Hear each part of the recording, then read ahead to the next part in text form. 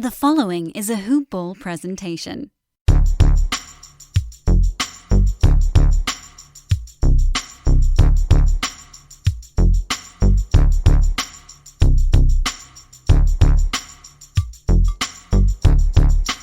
Good morning, Fantasy Tragics. Good morning, DFS Degenerates.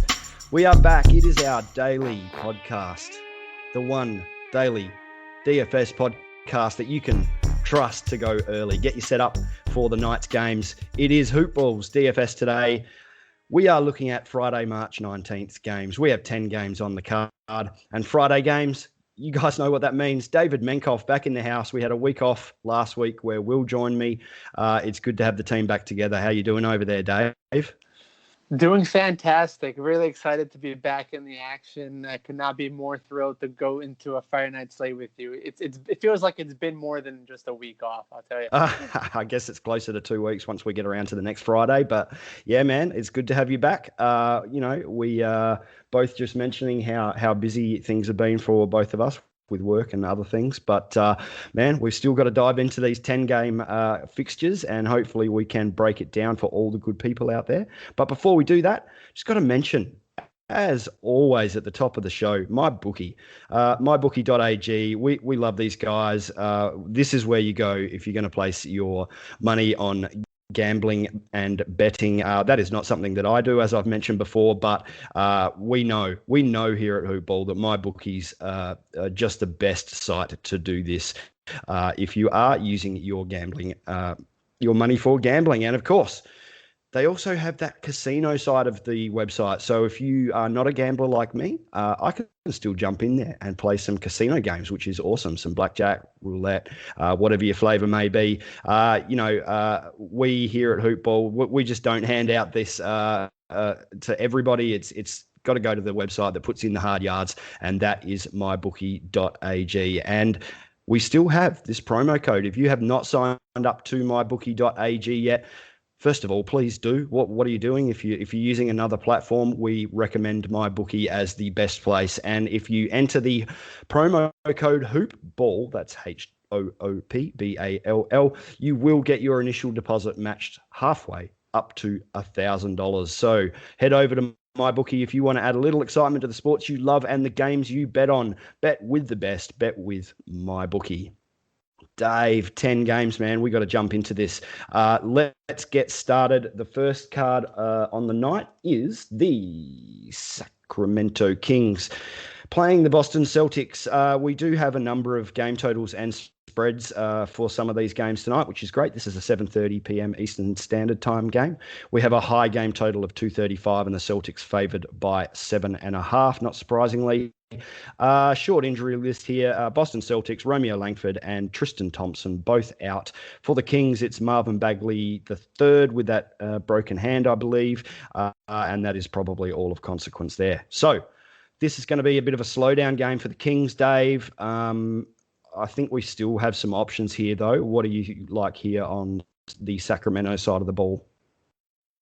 Yeah, you definitely mentioned it. I think on the Sacramento side, it's going to be very interesting. I know you talked about that it's kind of a slowdown opportunity, but I have to go with the red-hot Darren Fox. I mean, he's been absolutely on fire.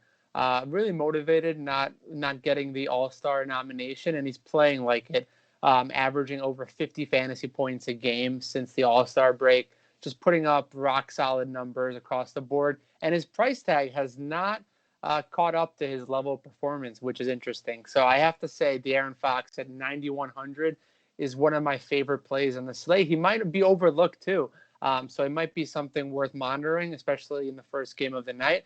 I love Darren Fox. And then the other guy I'm looking at, his backcourt mate, is the new starter for the Sacramento Kings, long overdue, Tyreese Halliburton at 5,700, a slight price increase after a pretty solid all-around effort against the Wizards. I expect a game where he should be able to get closer to 30 fantasy points, just given his opportunity now that he's starting, getting consistent minutes, hopefully.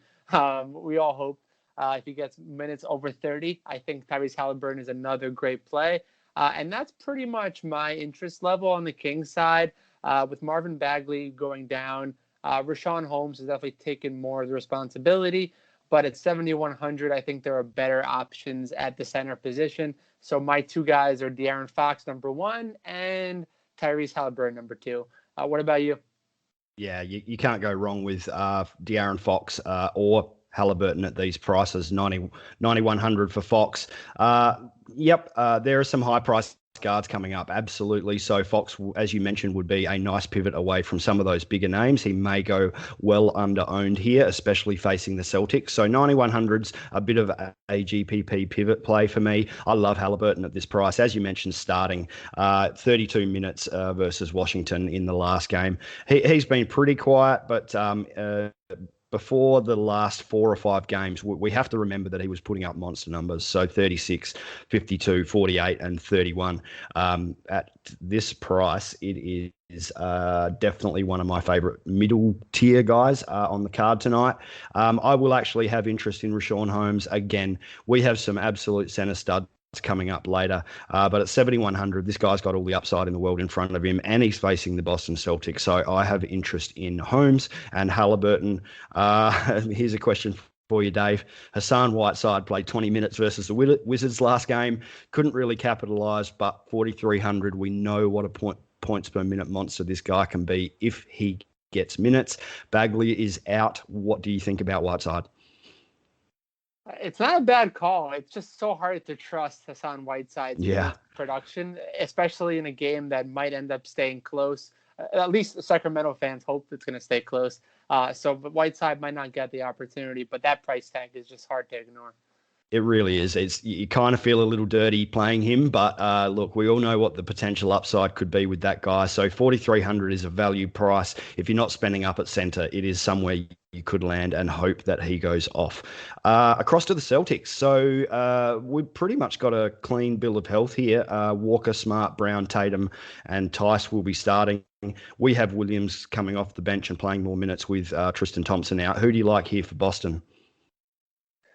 Yeah, I think with the Celtics getting close to full strength, it's hard to really trust any of the front court guys. For me, it starts with the backcourt. I have to go with some interest in Kemba Walker coming off a rest day. His price tag is under 7K. Anytime I see Kemba Walker under 7K, especially against the poorest Kings defense, I'm going to fire up some Kemba. I think he's got potential for 35, 40 fantasy points pretty easily in this type of matchup against the Kings backcourt. So I love Kemba Walker as my favorite play on the Celtics side.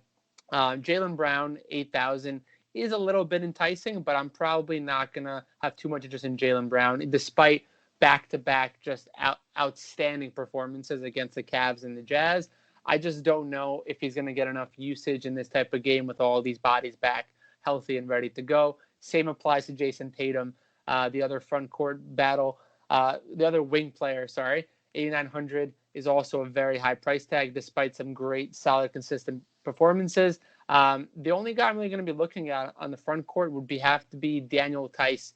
He burned a lot of DFS players, myself included, the other night against the Cavs. Really threw up a dud of 11 fantasy points, but his price tag is 4,400, so it's kind of hard to ignore, especially against the Kings. So I'm going to take another shot at Daniel Tice in this matchup. Robert Williams, 5,800, is just priced a little bit too high, despite his enormous upside, as we all know, and love about Robert Williams. So I'm going to say Kemba Walker and then some Daniel Tice interest, and that's pretty much it for me on the Boston side. Who's your top dog on the Celtics? Yeah, I probably am leaning a little bit differently in a couple of spots to you here, and that's fine.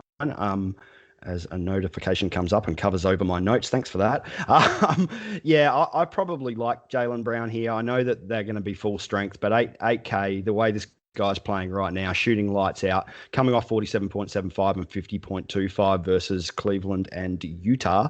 When you put up 50 points, fantasy points against Utah, I will play him at 8K versus the Kings. I actually like Marcus Smart here, just at the salary saving. We all know that Walker could go nuts here. It is the Kings backcourt. I just like the salary saving of Marcus Smart, up to 29 minutes in the last one. Should be starting 29.75 DK points against Cleveland. I like that price tag just a little more than Kemba Walker's. That's all. I'm probably not looking at Tatum here. Tice, is a play. It's definitely a GPP play at the moment. Don't trust Daniel Tice for cash. But 4,400 is a pretty enticing price tag for a big guy versus the Kings. Look, yeah, you mentioned Robert Williams. 5,800 is starting to get tough to trust, but man, we always talk about points per minute monsters. This guy is absolutely one of those. Tristan Thompson is out. Williams put up 48 DK points in 27 minutes in his last game. And before that, he went 42.25 in 19 minutes a couple of games ago.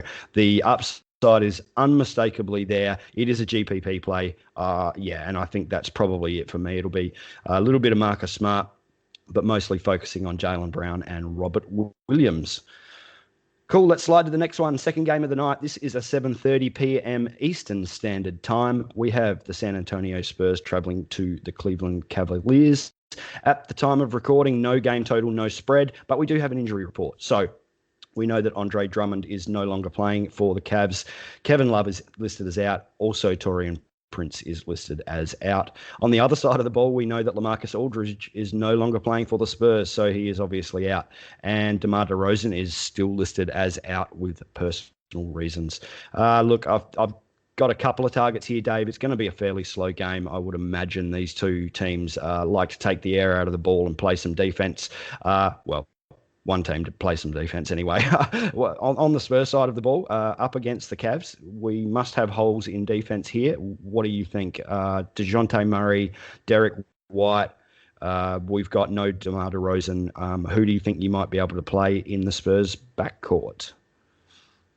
Yeah, I mean, thanks for just naming the two guys I was looking at. I really appreciate that. Okay, we can move on. Thanks for that, Dave. We can absolutely move on. No. Go. Dejounte Murray, 7,300 is a great price tag for Dejounte in this type of matchup. I know he's coming off a dud against the Bulls, but he's a guy that can put up 40 to 45 fantasy points, especially with DeRozan out, as you mentioned. So I love Dejounte Murray. And then, of course, Derek White, another guy that's very volatile. So I would say he's more of a GPP play just because he's been so inconsistent. Over his last 4 games alone, he's put up games of 17 and 20, along with games with 34 and 41. So he's a guy that, is still trying to find his rhythm coming back from injury. So I like Derek White, more of a GPP play, but Dejounte Murray is my favorite play in the backcourt.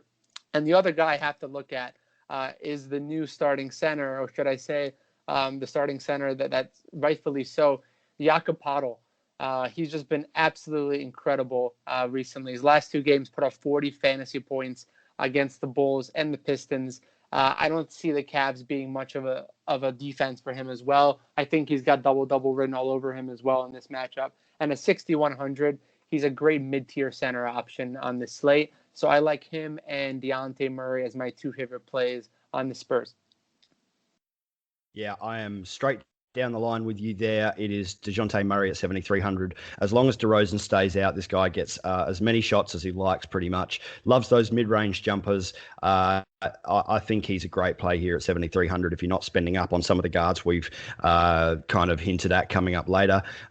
Derek White, absolutely for me, 5,500 is a GPP play only. Don't trust him for cash at the moment. Very volatile, as you mentioned, bouncing between 40 DK points and 15 DK points. So it is a GPP play if you happen to land there. And yeah, it's Jakob Poeltl here for me. This is a fantastic starting price for a starting center playing good minutes every night, and now he's got the Cavs. So his last 2 games were 40 DK points plus, and that is where I'm limiting my interest. I do like to play small forwards against the Cavs. They've been giving up a stack of fantasy points in that position, but I don't know if I can trust either Lonnie Walker or Rudy Gay coming off the bench and, potentially playing some small forward minutes. So I'm with you, man. DeJounte Murray, Jakob Poeltl, and Derek White in some GPPs. Let's jump across to the Cavs. This is a little different, going up against a fairly staunch San Antonio defense. It's also a fairly slow game. I don't know how much interest I have here for the Cavs, but maybe you found us something, Dave. Let's go. Yeah, it's going to be interesting to see who's going to really pop off for the Cavs. I mean, I have some interest, but very limited, as you just mentioned. So my interest is going to really fall on two guys, and one guy is going to really have more of my interest level. The first guy I want to mention is Colin Sexton, 7,400. A guy that should have a nice matchup against Dejounte Murray. I think they have a chance to really go head-to-head in this game. A very high usage guard for the Cavs, coming off a 45-point effort against the Celtics. So I expect a performance somewhere in the 35 to 40 fantasy point range. So he's a great GPP kind of play, especially against the tough Spurs defense. I actually do like Sexton, but more for GPPs. The one guy that I actually am going to be considering a lot for cash will be Larry Nance Jr. He's priced up to 5,200, but his last two games coming back, 34 fantasy points and then 44 in the last one against the Celtics. I see a great opportunity for Larry Nance as a do-everything kind of power forward position. I love Larry Nance as my favorite cash play on the Cavs side, and then I'll sprinkle in a little bit of Colin Sexton to round it off with GPPs only. Who's your guy on the Cavs, if any? Yeah, it's Larry Nance Jr. for me as well, 5,200. Look, I'm not really interested in a great amount here for the Cavs, as I kind of mentioned off the top, but no Kevin Love. Jake Crowder's also out, I believe. So Larry Nance Jr. at 5,200 should have all the minutes he wants. I don't mind that play. I think we need to find some mid-price value or bottom price value in this slate tonight because we have so many studs coming up. It's not funny. We have to find some value somewhere, and Larry Nance is probably one of those guys. Sexton, I look again. It's just the pace, the Spurs defense. I'm not 100% convinced that I will play much Sexton here, but I loved everything he said and can't fault you if you do end up landing on him. I think a lot of this is going to come down to builds for this fixture as well, because we've got Nikola Jokic coming up at center. If you play him, then you can probably look at guys like Sexton at that lower price tag in the guard spots. And if you're going with someone like we've got Luka Doncic coming up, we've got Damian Lillard coming up, then you may not look at a Sexton at that price tag. So it's just going to be a build thing for me. I will be looking at Nance, and probably that will be it.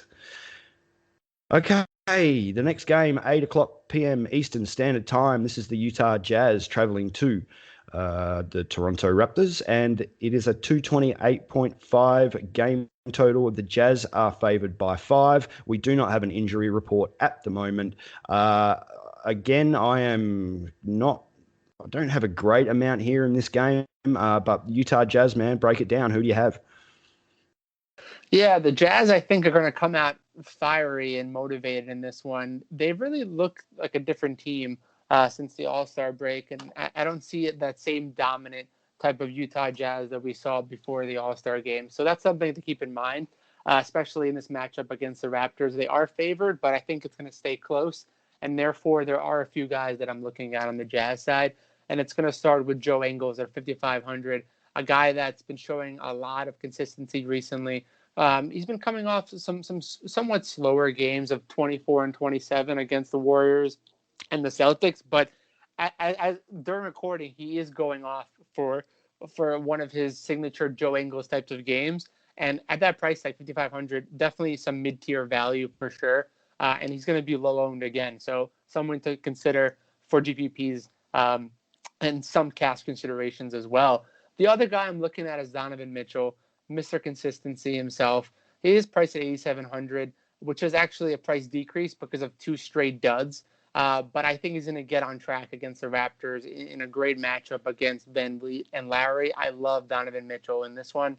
And that's going to be most of my interest level on the Jazz side. The other guy I'm really going to be looking at is Rudy Gobert, 8,400. But again, more of a tournament type of play. But he's a guy that is certainly going to has the opportunity to put up just monster numbers game in and game out. So those are my 3 guys, and I'm going to be leaning probably more towards Ingles and Rudy Gobert. Who's your pick for the Jazz, if you even have one at this point? Perfect, man. No, I've got Joe Ingles listed here, 5,500. Just keep in mind that I believe Mike Conley's out tonight while they're playing right now. So that does give Ingles a boost. 5,500, though, as we've mentioned, we have to find some mid-tier and basement value tonight. So I like Ingles at 5,500. I am going to actually just skip past the rest of the Jazz. I think the only other guy I may take stabs at if he's in would be someone like Mike Conley at 6,300. I like that price for Conley. But yeah, it's still just not an amazing play for me. I may just pass on the rest of them. Let's bounce to the Raptors. Kyle Lowry, Freddie VanVleet, Norm Powell back to the bench, I believe. What do you have here for Toronto, Mr. Menkoff? Yes, talking about the Raptors, they're also getting back to full strength, and it's going to be interesting because for me, I'm going to have some interest in Fred VanVleet at 7,800. I prefer him over Kyle Lowry at 8,400. I think he has a higher upside, and he's coming off an absolute dud against the Pistons, so I expect a huge bounce-back opportunity against the Jazz. Despite a tough defensive matchup, I love Fred VanVleet in this one. I think he has potential to really bounce back and put up 40 to 45 fantasy points and providing a great play at that price tag. So I love Fred VanVleet. The only guy I'm looking at is also a guy that's going to be a great bounce-back opportunity, and that's Pascal Siakam. 7,100 is a very, very impressive price tag. Very low price tag, to say the least. He hasn't been this low in months, and that's coming off a huge dud as well against the Pistons. I expect also a bounce back game. So I love VanVleet and Siakam on the Raptors side, and that's really where my interest level is gonna start and end, because Chris Boucher at 7,000 is just too high of a price tag to pay for him, despite a great performance. And that's it for me. Yeah, Boucher's an interesting one. I do have him highlighted here.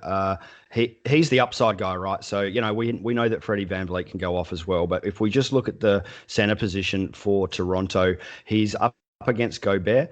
That tends to scare a lot of people off in DFS. But I tell you what, if you actually look at the numbers, Gobert's a great rim protector, but the fantasy points do flow at center versus the Jazz. So I don't mind Boucher at 7K. I will have shots at him there, with the Jazz being basically, what are they here? The 7th worst spot for defending fantasy points at center.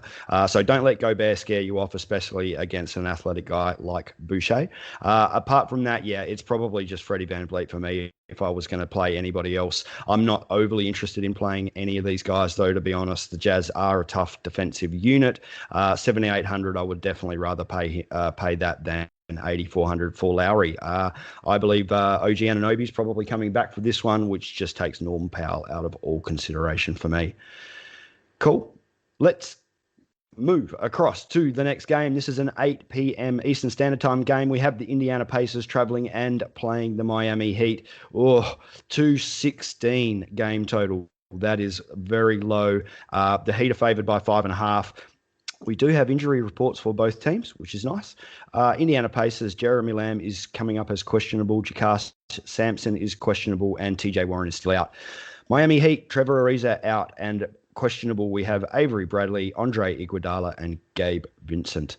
Man, 216 game total. That screams stay away, but there are probably a couple of places you can go on the Pacers side of the ball, Dave. What do you think?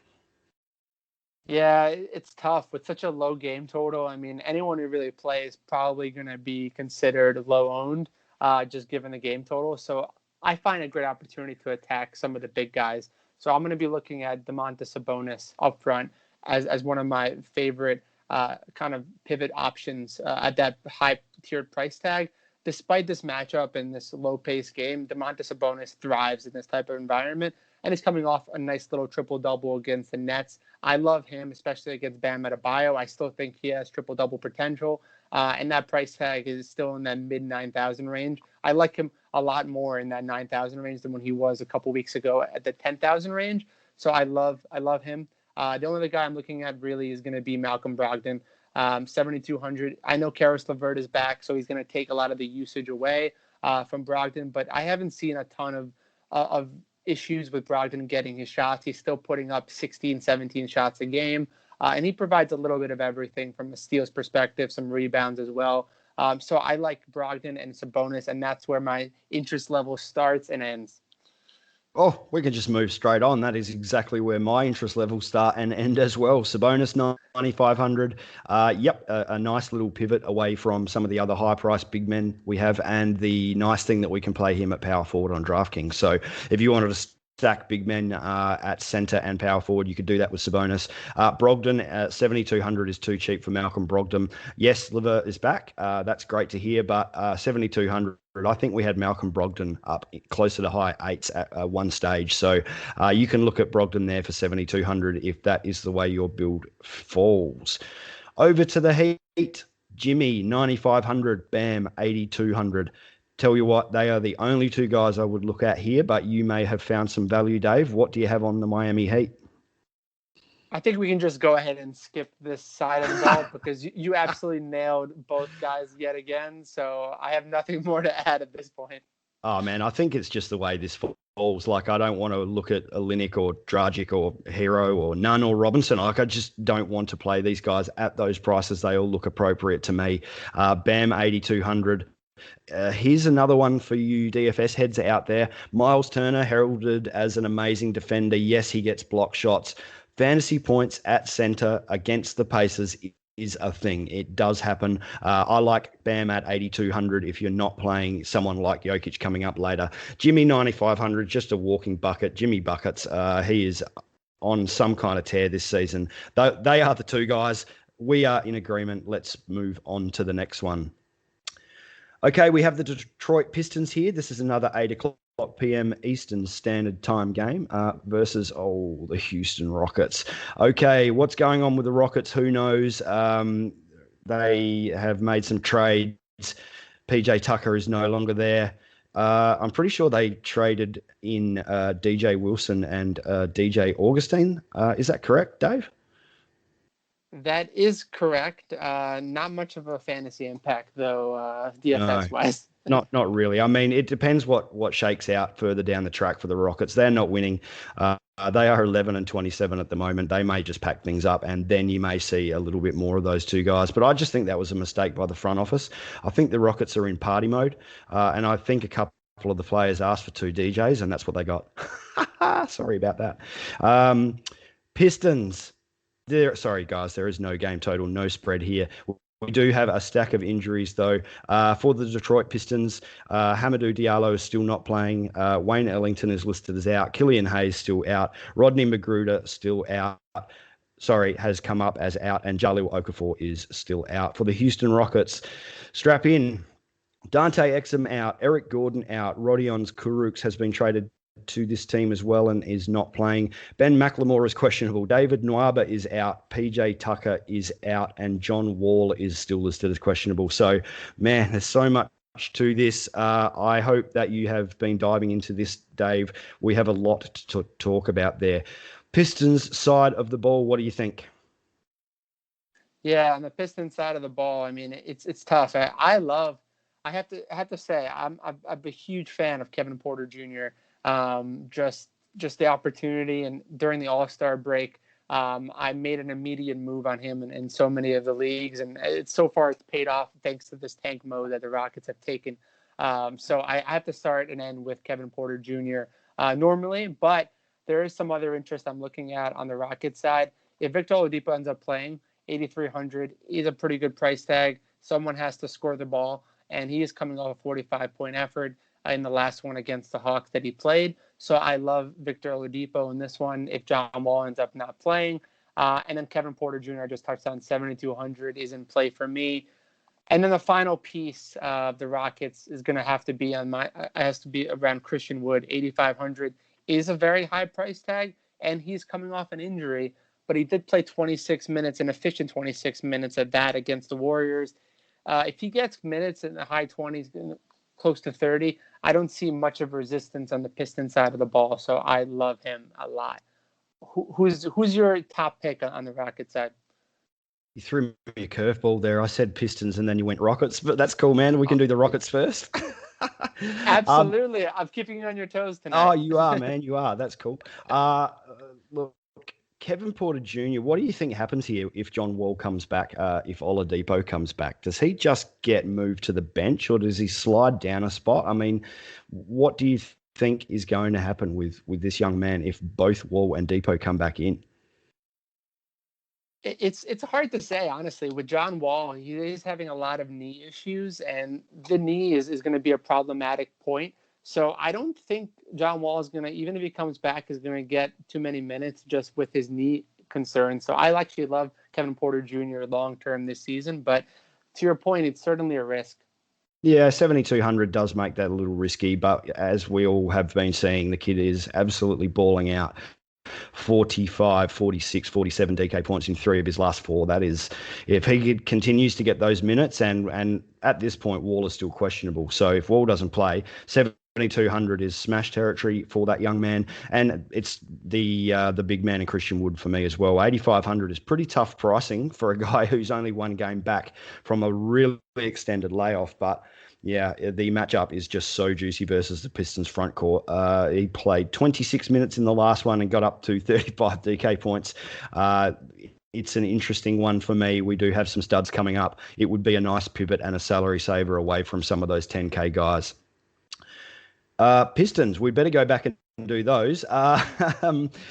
For me, really, mate, it's just probably Jeremy Grant 7,200 against a beat-up Rockets team.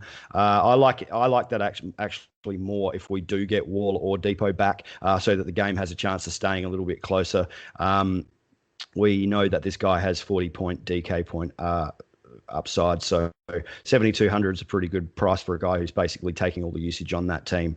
The only other guy for me would be Delon Wright, 6K. He should be able to beat that salary versus the Rockets. This is going to be a nice paced-up game against the Rockets as well for the Pistons, so I don't mind him 6K coming off a 45.5 fantasy return versus Toronto. The only thing there is Halliburton at $5,700, $300 cheaper. It just screams play me. It may be a little bit of pivoting between those two guys. Yourself on the Pistons, what do you have, mate? Yeah, I have to say those are the two guys that I had circled in my notes as well. The only other guy I want to throw out there is a potential lightning in the bottle. The rookie himself, Sadiq Bey, coming off impressive effort in the last one where he put up 6 3-pointers. He's actually the 3-point leader among all rookies, which is a nice little tidbit. So I think Sadiq Bey at 5,000 could be another great tournament play, but again, very much a volatile option. So he's definitely going to be tournaments only for me, but I like Sadiq Bey as well added to the mix of guys that I'm looking at. Cool, man. Too volatile for me, to be honest. I just try to make a habit of not chasing those breakout games. I think that he is in play, but I just will not be risking it. Cool if you do, though. Let's move on. Next game, Brooklyn Nets, Orlando Magic. Orlando Magic are the home team, and this is an 8 p.m. Eastern Standard Time game. No game total, no spread at this time. For the Nets, Blake Griffin is not playing yet, and Kyrie Irving is coming up as probable. I believe he rested on the last game, so it's probably just a rest. He should be back in. No injury report for the Orlando Magic at this time. Okay, so the Nets are 10th fastest, the Magic are 18th fastest in terms of pace. We should get a decent game total here. For the Nets, it's the big two, Dave. It's always the same question. Can you play either Harden at 11K or Kyrie at 9,300? Yeah, it's always the age-old question. You definitely nailed it. For me, I have to say, with Kyrie Irving coming back for this one, it's really hard to trust Kyrie at 9,300 or James Harden. James Harden, of course, has the higher upside coming off just an absolute monster game with Kyrie out of 83 fantasy points against the Pacers. It's just, again, going to be very hard to play either. They're both in play for me for tournaments only, but neither is a cash play for me. The third guy I'm actually looking at on the Nets side, who I think is going to be a great value play, is the backup center, Nicholas Claxton, coming off a 23-minute game against the Pacers, showing consistency, can get blocks, can get points, can get rebounds. Another one of those per-minute usage kind of fantasy guys you mentioned, like Robert Williams, in that kind of mold. If he gets minutes and this game ends up turning into a blowout, I think he gets 25 minutes, and I love him at that bottom dollar at 3,600 price tag. And he's probably one of my favorite plays of this game at that price tag, given the matchup and the game itself. Perfect, man. Yeah. Nicholas Claxton, we'd love this guy to get more minutes. There's a few guys in the NBA right now. DeAnthony Melton jumps to mind, where you can see the talent. You just hope they get out in front of someone else, or start to pick up more minutes. 23 minutes, that's great to see. 10 field goal attempts, 8 rebounds. Yeah, he had a great game for 26.5. So that is definitely a GPP value play if you want to. I'm with you, man. If Harden and Kyrie both play at these prices, I'm not looking at either of them. I think we have better options in those high price brackets across the board.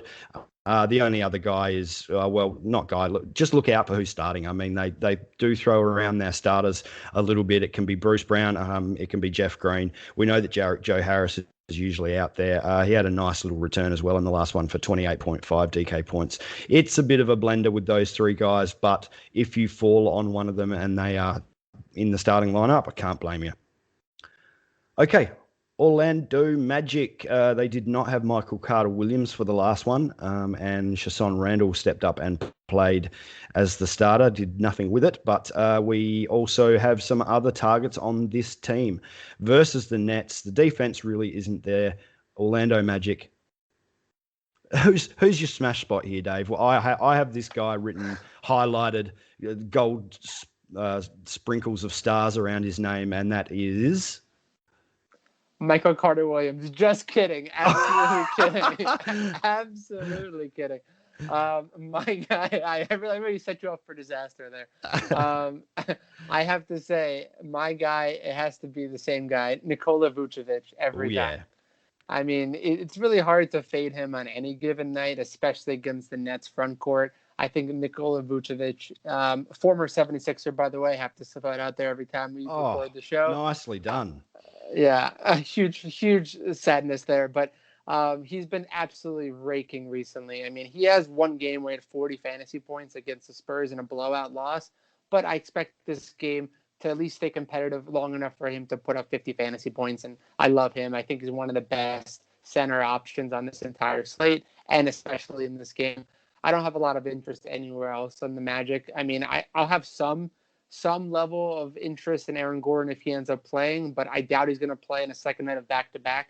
That price tag is really nice, 6,500 coming back from injury, but I don't foresee him getting a lot of minutes, if any, in this game. So my interest level, again, starts and ends with Nikola Vujovic. I'm assuming you have a similar card.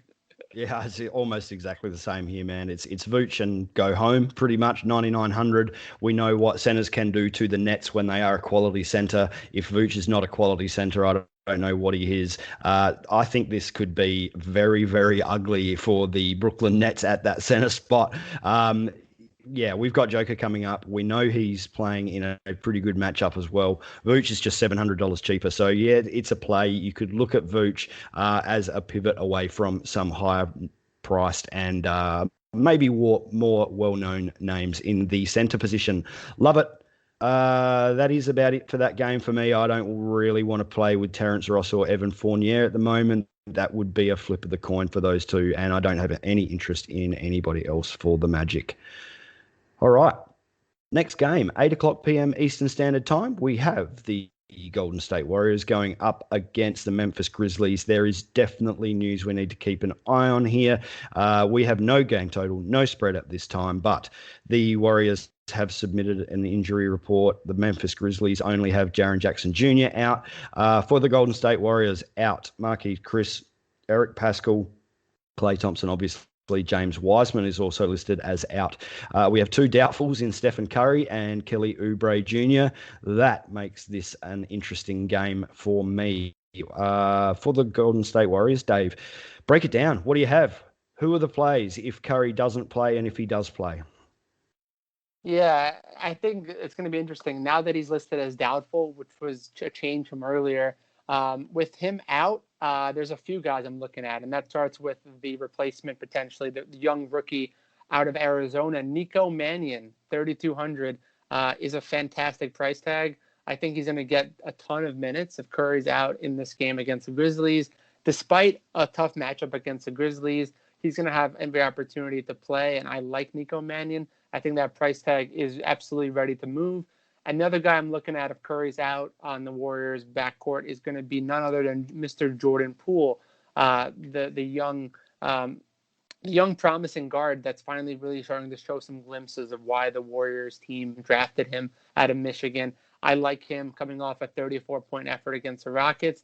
I think he's going to get a ton of minutes also if Curry is deemed to be out, especially if Kelly Oubre is out as well. I think Jordan Poole takes a ton of usage and just a guy that has no fear when it comes to shooting. So those are my two favorite plays. And then the final guy I'm looking at on the Warriors is going to have to be Draymond Green at 6,700. That price tag is very much tolerable, and he is coming off a nice little triple-double like he's been doing in recent games against the Rockets. I like him as a nice little, I would say, a tournament play, because I don't think he's going to have a ton of ownership as well on this slate. So I like Draymond Green, but with Curry out, Nico Manion and Jordan Poole are my two favorite plays. If Curry plays, then everything changes, and then my only other guy I'm looking at is going to be Draymond Green, and that's it. What about for you? Yeah, Draymond Green, man. I love his game. I love watching him play basketball. Such an amazing basketball IQ. You know what happens to me? He goes from 51 to 20.5 DK points. Then he goes 56.5 and he goes 24.25.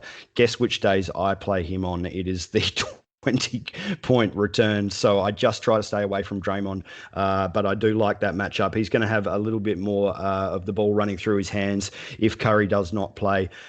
I'm probably sticking with Jordan Poole as my guy here at 4,500, coming off that nice 35 DK point return, as you mentioned. That was only in 24 minutes, by the way. So if he gets his shot going, I do like him. I like the Nico Manion call. 3,200 is just too cheap for a guy who should see close to 20 minutes here with no Curry. Obviously, if Curry plays, both of those guys fall off the radar pretty heavily. For the Grizzlies, let's jump across Memphis. I'm not sure I like too much here. I think it probably the two bigger names for me, and maybe one value option. But yourself, Memphis, Dave, who do you have here, mate? Yeah, on the Memphis side, it's going to be, you touched on it quickly, the two big names, Ja Morant, 7,600. I think he doesn't have really one of his ceiling games yet. This is a great opportunity if Curry's out for him to put up a ceiling type performance against the Warriors. I don't expect too much resistance from the defense on the Warrior side. So I like Ja Morant at 7,600. I think he's in play for me. He might even be more of a better play for me than Fred VanVleet at 7,800, just because he's going to get consistent minutes. He's going to get every opportunity to play. Jonas Valenciunis up top, 7,500 against the Warriors, revolving door of centers. I love Valenciunis. I think he's got a double-double potential of even potentially getting a 20-20 game in this type of matchup against the Warriors. So I love Jonas Valenciunis. He's my favorite play, I would say, of the team here. And then the final guy I have to touch on is a guy that all us hoopballers have to always touch on, and that is D'Anthony Melton, a guy that we've been beating the drum with as far as getting every opportunity to play and show that per minute upside that he has. And at 4,500, why not take a gamble with D'Anthony Melton? I think he has a much stronger chance of success than Jordan Poole at the other side of the ball. If he gets 20, 25 minutes, we've seen what he can do. In the last one, he put up 40 fantasy points in 23 minutes against the Heat. I love D'Anthony Melton. He's probably my favorite play outside. He's probably one of my favorite mid-tier plays on the slate, just because we've seen what he can do with minutes, and I think he's finally going to get minutes. Hopefully, the coach agrees with my recommendation, Mr. Coach Jenkins. Who's your top pick on the Grizzlies, if any, at this point? I think the fantasy community needs to band together as a unit and stand outside the Memphis Grizzlies head office with placards and beating drums and whatever else we can do to get D'Anthony Melton more minutes. We all see it. I don't know why Memphis don't. There's something going on there. But 23 minutes and 40 fantasy points, there's not much else you have to say there. 4,500, he becomes one of the best value plays of the day. Ja Morant, 7,600, definitely has 50-point upside. I think I'd probably rather play him if Curry's not out there. Maybe that means that the game doesn't stay close, though. So, look, I'm not too interested in Ja Morant. J-Val, I think that's probably the play here at, 7,500. Draymond's going to be playing center minutes, but they really don't have anyone else there at the moment. So J-Bell is a fantastic price too. think that covers that game. It does. Cool. Let's move on. We have a 9 p.m. Eastern Standard Time game here. Chicago Bulls. They are traveling and meeting with the Denver Nuggets. As I said, 9 o'clock p.m. We do have a game total and a spread, and it is 229.5, and the Nuggets favored by 1. I may have written that down incorrectly. Dave, we'll let you jump into Chicago and see what they have. Actually, just a quick injury report for you guys. Chicago, Devin Dotson out. Garrett Temple out. For the Nuggets, Gary Harris and Monte Morris are both out. I will jump back into the game total and spread here. Dave, you take it away, mate. Go into the Chicago mode, and I will check this spread to make sure we have it correct. Absolutely. And I was going to say, there's no way that spread seems way too generous for Chicago. No, it's not. It's incorrect. Apologies, everybody. It is Nuggets favored by 6, and that may even be low.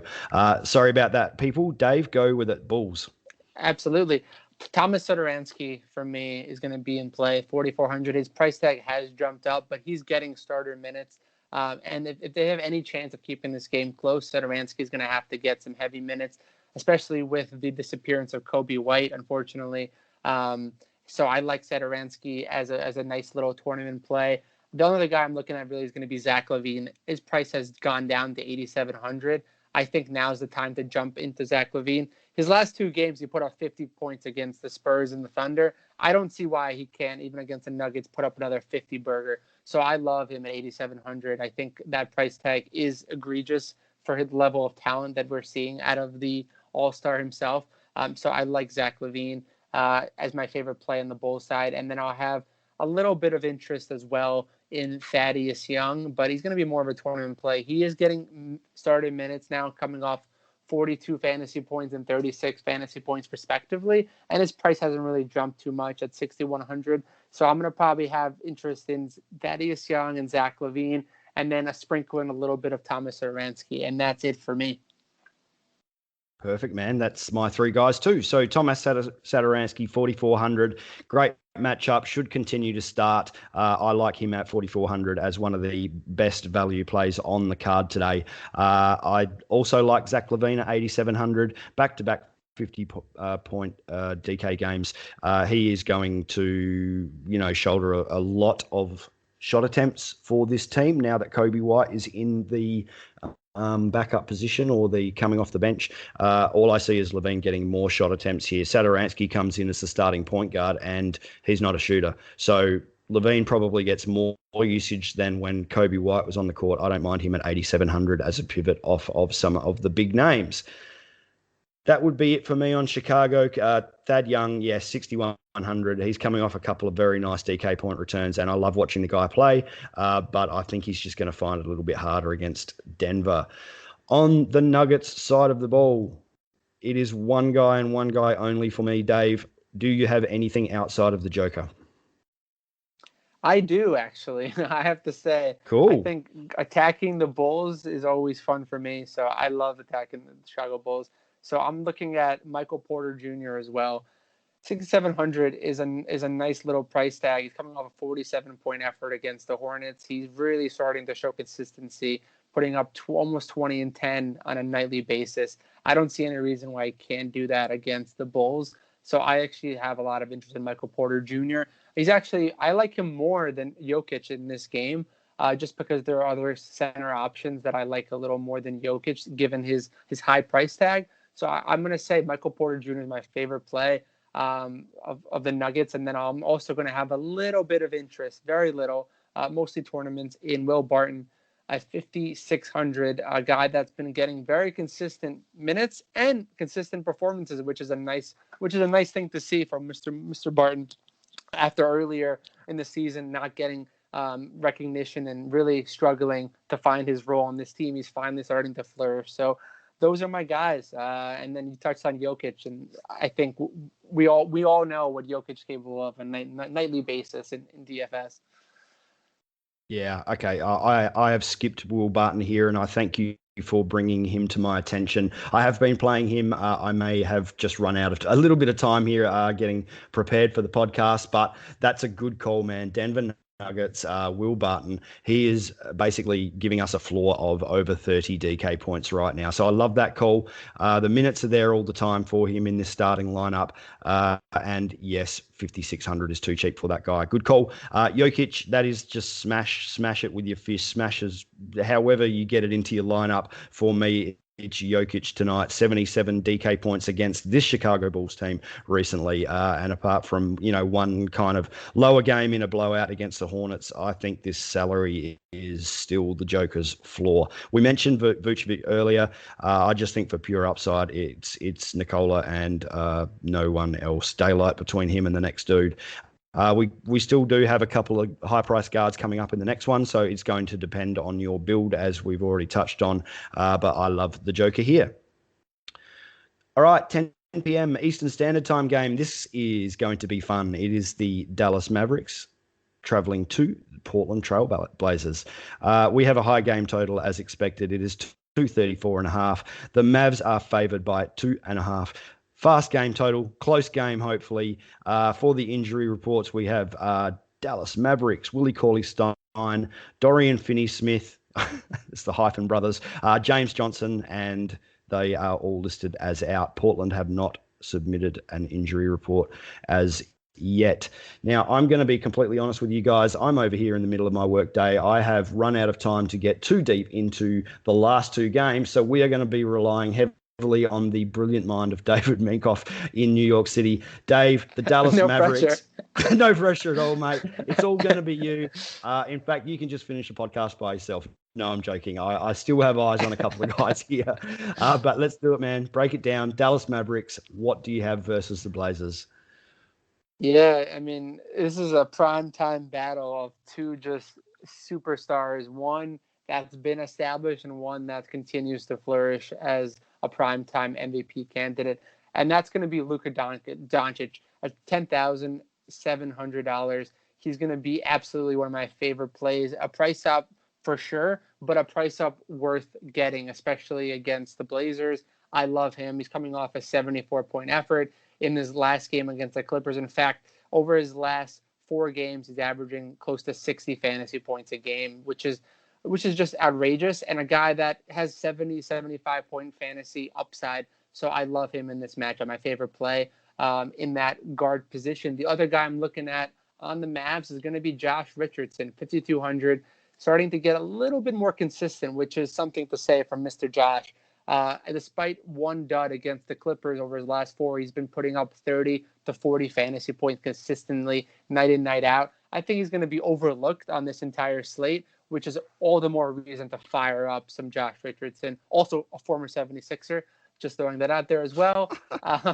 So I absolutely like Richardson and Luka Doncic, and then that's pretty much where my interest level starts and ends. Kristaps Porzingis certainly has 50-point upside. We've seen it before. 7,900 is a nice price tag for him in a great matchup against the Blazers. I just don't see that level of consistency night in and night out recently, so I'm not going to have too much interest in Porzingis, but I don't fault anyone for going the Porzingis route. Brenton, take it away.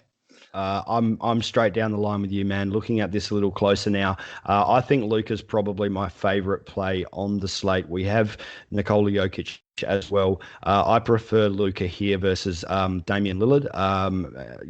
Portland Trailblazer backcourt defense. I think Luka could do anything here. It's going to, again, be that build thing. Can you get 2 studs in there? Do we have enough value? If you don't, are you playing a guard stud or a center stud? It's pretty much down to that tonight. I like Luka if you're going guard. I love Jokic if you're going center. I will leave Damian Lillard out here, even though it's a fantastic matchup back the other way against Luka. I just prefer the $200 saving playing Doncic. So Porzingis, nope, that's too risky for me at 7,900. And yes, you're spot on, man. The consistency of Josh Richardson lately, 5,200. It may be a little risky, but 31.75, 18.25, 36.5, and 43.75. So we know the upside is there at the moment. 5,200 is a pretty good price tag for someone giving us those fantasy returns. Over to the Blazers. CJ McCollum came back in the last game. I think he only played 26 minutes. There's probably better options there. What about Dame? Can we go Dame time? Can we run him back against Luka? What do you think, Dave? I think in a primetime matchup, we absolutely can run Lillard. It's just a matter of build, like you mentioned it. I just don't see enough salary to go around. If you want to throw in Luka and Damian, you're not going to have a chance to go after some of these fantastic big man options at the center position, which are Vucevic and the two Nikolas, just to make it easier. So that's really the real challenge, I think, is just going to be getting everyone into your lineup. So that's why I fully support anyone that wants to play Lillard. I think he's going to be a slightly less owned than Luka as well because of that increase in price, $200 more. But I don't see any reason why he can't put up 70 fantasy points in this one. I'm not going to have too much interest, despite this huge game total. I'm not going to have a lot of interest in anyone else really on the Blazers side. Robert Covington is going to have some interest level for me just because he gets blocks and steals. I can make a threes in bunches. And he does have 40-point upside. I just don't know if I can trust him. He's more of a tournament play only. And then same thing has to go with Enes Kanter. With Enes Kanter, sorry about that. He is 6,900. That price hasn't gone down too much, and he hasn't really seen a game where he's put up 40 fantasy points in some time. In fact, since early March, we haven't seen a 50-point performance. This is a great opportunity for Kanter. I just don't know if he's going to be able to provide enough value at 6,900 for me to be playing him at all. So it's going to start pretty much with Lillard and end with Lillard with a little bit of sprinkle of Covington. Fair enough, man. Yeah, Enes Kanter has dropped off considerably lately. 6,900 versus Dallas. It's very risky. I think we have better options out there. I've already mentioned that I think I'd just rather play some other guys over Lillard tonight. It is the primetime matchup, as you mentioned. I just prefer Doncic coming back the other way at a slightly cheaper price as well. So that is it for that game. I believe we've covered the Mavs. We've covered the Blazers. Let's get on to the last game of the night. It is the Minnesota Timberwolves traveling to and facing the Phoenix Suns, 10 p.m. Eastern Standard Time. This has a fairly high game total for a game that has the Suns in it. 231.5 game total. Suns favored by 10. That could be 20. That could be 30. Who knows? The pace here, the Suns get a monstrous pace boost playing against the Wolves. I am going to pass it over to you and run through some names while you're talking, Dave. Minnesota Timberwolves, can you play Cat? Do you have interest in any of the secondary guys versus the Phoenix Suns? Yeah, I have a little bit of interest in Cat, despite this matchup against the tough Suns defense. I mean, he's a guy that can pretty much score against anyone. Doesn't have as much upside, in my opinion, these days as Nikola Vujovic, priced at only $400 more. But I think he's a great tournament type of play against the Suns. So I'm going to have a little bit of interest in him. A guy that can get points, rebounds, can do a little bit of everything. And someone has to score for this Wolves team. And in a blowout scenario, that's my only concern for Karl Anthony Towns. The only reason why I'm considering him only a tournament option. The other guy I'm looking at has to be the emergence of another rookie, number one pick, who's often overlooked just because of a slow start to his career, and that's Mr. Anthony Edwards, who's finally starting to show consistency now that he's getting consistent minutes as a starter for the Wolves. Despite a blowout, I still think he gets plenty of minutes and has 40 to 45-point upside in this matchup, despite a blowout. So I like Edwards 7,100 a little bit. Again, more of a tournament play just because of this volatile game total and spread. So I'm not going to have a lot of cash interest in him either. And then finally, the last tournament guy that I'm going to be looking at is Jalen Noel, coming off the bench, just a do-everything kind of bench player, especially with McLaughlin out in this game. I like Jalen Noel, who's been getting consistent minutes off the bench, and the coach has really leaned on him heavily to provide that scoring, especially because there's so much issues as far as getting the ball in the basket for the Wolves. So I like him too in a tournament setting. So I actually like three guys from a tournament perspective, but none for cash. What about for you, Brenton? Any interest at all in any of the guys I mentioned?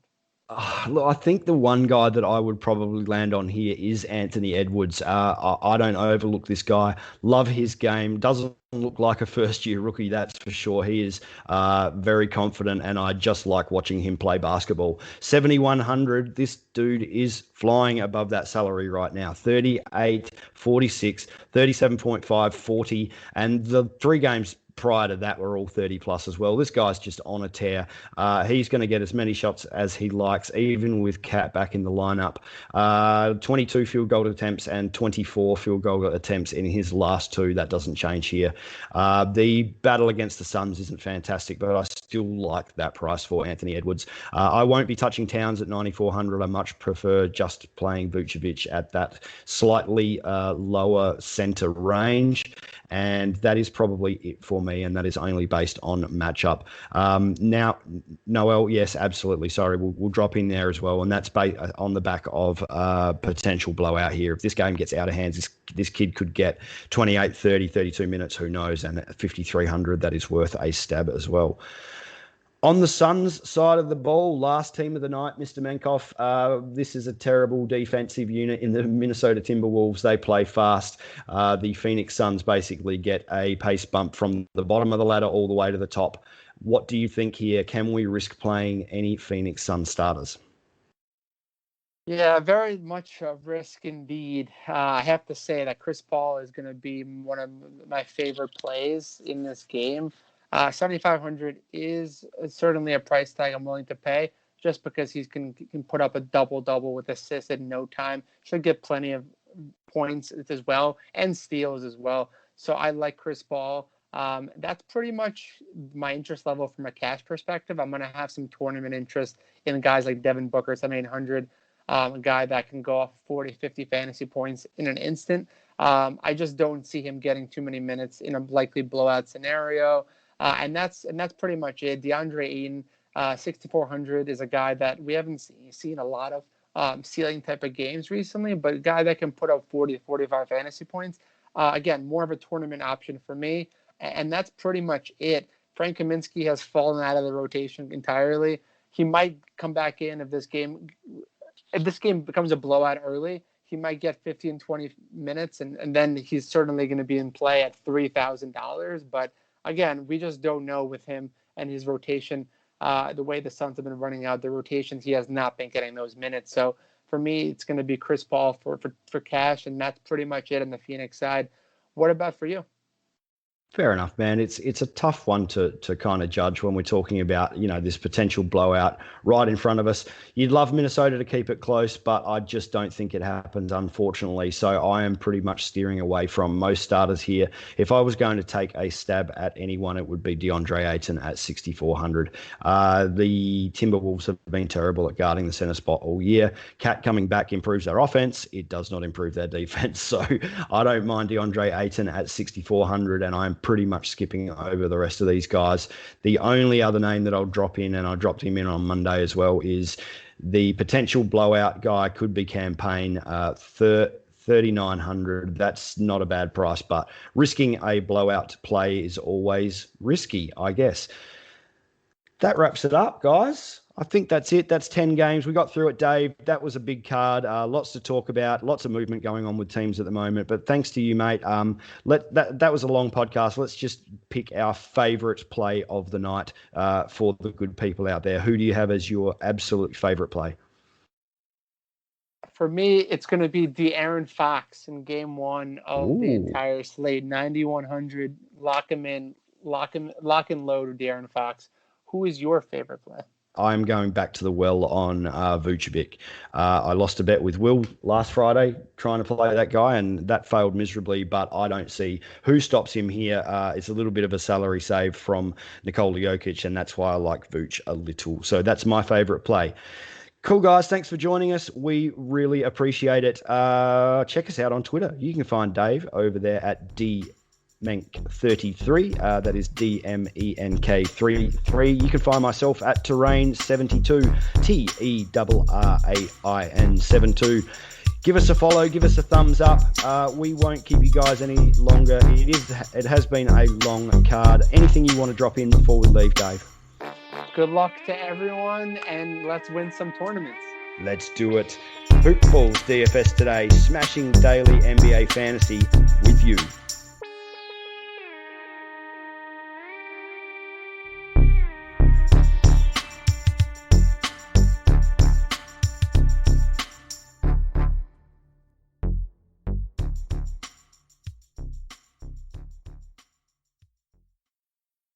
This has been a HoopBall presentation. On March 19th, The Falcon and the Winter Soldier arrive on Disney+. The world is upside down. We can't lose this fight, Bucky. If we do this, we're going to do it our own way. Experience the 6-episode event. Work partners, co-workers, not necessarily the team. No. We look damn good. Marvel Studios' The Falcon and the Winter Soldier, streaming March 19th, exclusively on Disney+.